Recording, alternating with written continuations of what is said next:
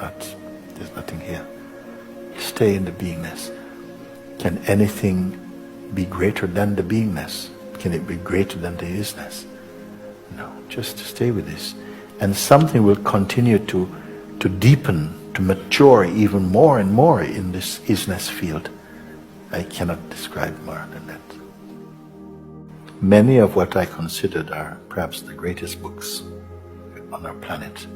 Some of the Gitas, the Ashtavakra Gita and Ribu Gita, these are books, they are not so much teachings, but they are the spontaneous utterances that are spoken by the sages who perceive the self.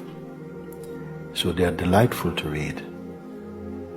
They all have a kind of style, like they're repetitive. They keep repeating. Why repeating? You see? Because we picked up ignorance through repetition also. In the same way, we neutralize ignorance by repetition of what is true. The mind says, no, I'm bored, give me something new, I want some adventure, you see. But the one who is wise just hears the truth and feel it being reflected in different ways, but always the same thing.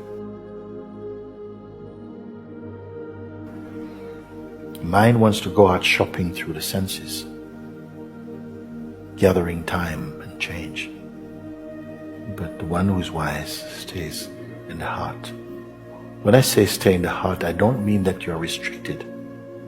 Because what I mean by staying in the heart means staying in your immensity. You may think going about is really being universal, but sometimes you'll go about just wasting your time. But when you recognize the isness of being, perhaps that's what it means, a human being, not human becoming. The beingness side is resting in the isness, in what is.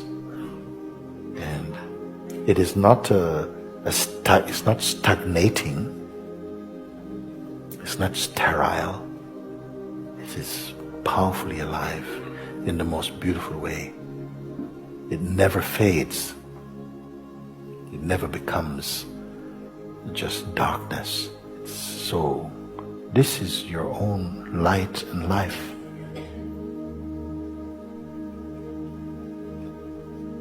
This is what it means to come to Mandisaja. That these things you're being reminded of, it's being pointed out in you.